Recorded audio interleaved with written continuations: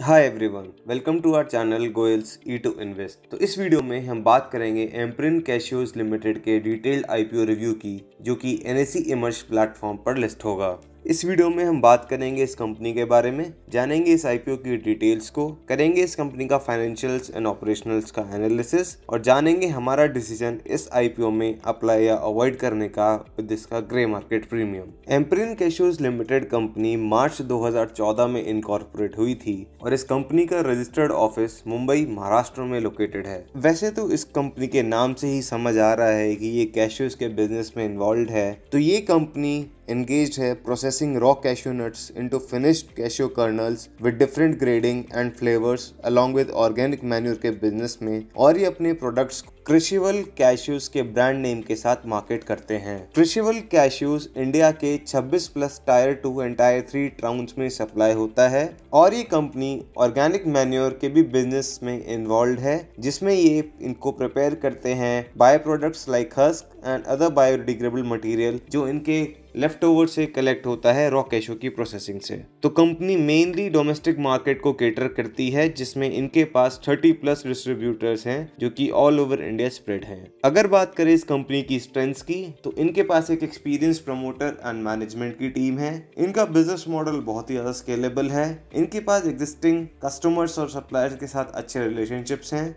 इनके पास एक cost effective production capacity है, जिसमें ये सारे ऑर्डर्स अपने टाइमली फुलफिलमेंट कर देते हैं। इनकी ब्रांड कृषिवल एक अच्छे ग्रोथ के साथ मार्केट हो रही है, जो ऑलरेडी 26 प्लस सिटीज में अपनी प्रेजेंस बना चुकी है। इनके प्रोडक्ट्स में क्रंचीनेस और अरोमा की कंसिस्टेंसी रहती है, जो कि कंज्यूमर्स को पसंद आती है, और ये कॉन्टिन्यूस अपग्रेड कर रहे हैं अपना ऑटोमेशन एंड प्रोडक्शन प्रोसेस, जो किसी भी कंपनी के लिए एक पॉजिटिव साइन होता है मैन्युफैक्चरिंग यूनिट के लिए। तो इस आईपीओ की डिटेल्स में जाने से पहले हम बता दें कि हमारे चैनल पे PE analytics limited, Achyut health care limited, Evoke remedies limited के भी डिटेल्ड आईपीओ रिव्यू अपलोड हो चुके हैं, जिनके लिंक हम डिस्क्रिप्शन बॉक्स में डाल देंगे और लास्ट में आई बटन में भी पंच कर देंगे। तो बात करें अगर इस आईपीओ की डिटेल्स की, तो कंपनी ने इस आईपीओ का इशू प्राइस 37 रुपीज रखा है। मिनिमम नंबर ऑफ शेयर्स जो हमें इसमें बिड करने हैं वो है 3000। तो इस आईपीओ में पर लॉट की इन्वेस्टमेंट आती है 1,11,000 रुपए। ये आईपीओ 21 मार्च को ओपन होगा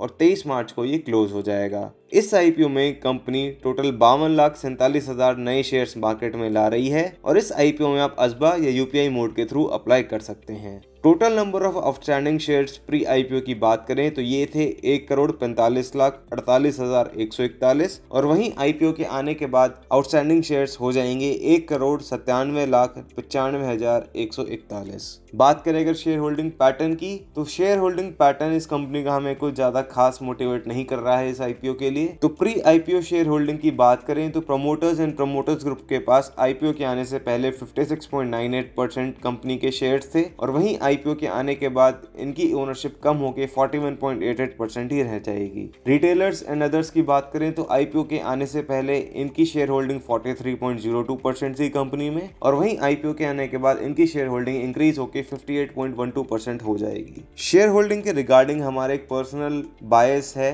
कि जिस भी आईपीओ में share holding promoters and promoters group की 50% से लेस होती है, हम उस आईपीओ को एक अच्छा आईपीओ कंसिडर नहीं करते हैं। आईपीओ के आने से पहले ही ओनर्स अपना मेजॉरिटी स्टेक बेच चुके होते हैं, जो कि कंपनी में एक लैक ऑफ कॉन्फिडेंस को इंडिकेट करता है। तो चलिए अब डिस्कस करते हैं इस कंपनी के फाइनेंशियल्स एंड ऑपरेशनल एनालिसिस को। तो कंपनी की नेटवर्थ की बात करें तो एक अच्छे मार्जिन के साथ ईयर ऑन ईयर बेसिस पे इंप्रूव हो रही है, जो कि इस कंपनी के लिए एक पॉजिटिव सिग्नल है। 2018 में इस कंपनी की नेटवर्थ 1722 लाख थी, जो FY20 में इंक्रीज होकर 1943 लाख तक पहुंच चुकी है। अक्टूबर 2021 तक के डेटा के अकॉर्डिंग इनकी नेटवर्थ 2110 लाख तक पहुंच चुकी है। टोटल रेवेन्यू की बात करें तो टोटल रेवेन्यू हमें एक न्यूट्रल सिग्नल दे रहा है, क्योंकि FY18 से FY21 अक्टूबर तक इस कंपनी के 2 ईयर्स में इनका रेवेन्यू इंक्रीज हुआ है और वहीं 2 ईयर्स में इन्होंने डिप लिया है। तो FY18 में कंपनी का टोटल रेवेन्यू 4,997 लाख था, जो FY19 में थोड़ा सा डिप होके 4,03,094 हो गया था, और वहीं FY20 में इसने एक अच्छा खासा डिप लिया था और ये सिर्फ 2,813 लाख ही रह गया था। बट अक्टूबर 2021 तक के डेटा के अकॉर्डिंग इनका रेवेन्यू 2,684 लाख हो चुका है। तो ओवरऑल रेवेन्यू हमें एक न्यूट्रल सिग्नल दे रहा है और हमें आगे भी कंपनी की परफॉर्मेंस देखनी पड़ेगी आने वाले वाले टाइम में। प्रॉफिट आफ्टर टैक्स की बात करें तो कंपनी का प्रॉफिट आफ्टर टैक्स एक अच्छे मार्जिन के साथ इंक्रीज हो रहा है, जो सिर्फ FY20 में डिप हुआ था।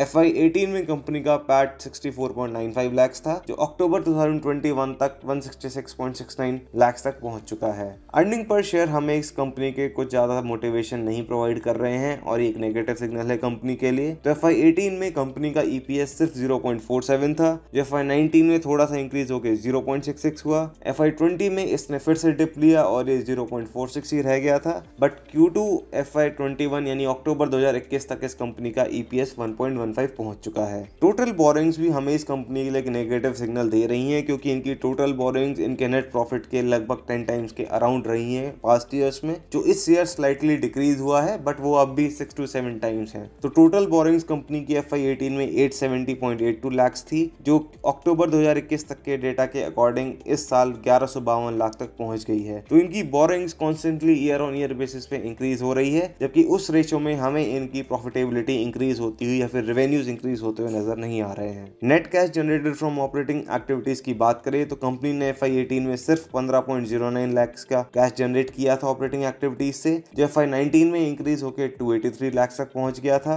FY20 में ये फिर डिप हुआ और सिर्फ 16.28 लाख था एंड अक्टूबर 21 तक के डेटा पे ये 308.52 लाख तक पहुंच चुका है। तो अगेन हमें net cash from operating activities company का मॉनिटर करना पड़ेगा, क्योंकि ये बिल्कुल भी स्टेबल नहीं है। तो हम इसे फिर से एक न्यूट्रल सिग्नल दे रहे हैं। पी रेशियो की बात करें तो हमने पी रेशियो कंपनी का इसकी इशू प्राइस 37 रुपीज के हिसाब से कैलकुलेट किया है, बट कंपनी ने अपने प्रोस्पेक्टस में मेंशन किया है कि इंडिया में कोई भी लिस्टेड कंपनी नहीं है जो इनके जैसे बिजनेस में सिमिलरली एंगेज्ड हो और इसका स्केल ऑफ ऑपरेशंस भी इनके अकॉर्डिंग हो। तो पी रेशियो की कोई सिग्निफिकेंस नहीं होती है इस कंपनी के फाइनेंशियल्स में, क्योंकि हमारे पास कोई कंपैरेटिव एनालिसिस करने के लिए दूसरी ऑर्गेनाइजेशन नहीं है। तो इसके फाइनेंसेस की बात करें तो इसके फाइनेंसेस हमें कुछ ज्यादा खास मोटिवेशन नहीं दे रहे हैं, कि बोरिंग्स इनके साथ एक मेजर इशू है स्टार्टिंग से ही, जो रेगुलरली इंक्रीज हो रही हैं। बात करेंगे लिटिगेशंस की तो इस कंपनी के ऊपर 25.75 लाख की एक लिटिगेशन पेंडिंग है टैक्सेशन रिलेटेड, जो कि इस कंपनी की प्रॉफिटेबिलिटी के हिसाब से एक कंसिडरेबल अमाउंट हो जाता है। तो लिटिगेशंस भी इस कंपनी का एक नेगेटिव सिग्नल दे रही हैं इस पर्टिकुलर टाइम के फाइनेंशियल्स के अकॉर्डिंग। तो इस IPO के लिए हमारा फाइनल डिसीजन जानने से पहले हम बता दें कि हमारे चैनल पे ऑप्शंस बाइंग की BTST सीरीज आई थी जनवरी मंथ में, जिसपे हमने 20,000 कैपिटल का यूज करते हुए 140% का रिटर्न जनरेट किया था उस मंथ में। इस सीरीज के सारे वीडियोस के लिंक हमारे चैनल पे अपलोडेड है और उस प्लेलिस्ट का लिंक हम डिस्क्रिप्शन बॉक्स में डाल देंगे। सिमिलरली फरवरी मंथ में हमारी इंट्राडे ऑप्शन बाइंग की सीरीज आई थी, जिसमें हमारे सारे वीडियोज में हमने हमारी स्ट्रैटेजीज और लाइव ट्रेड्स का एनालिसिस डिस्कस किया है।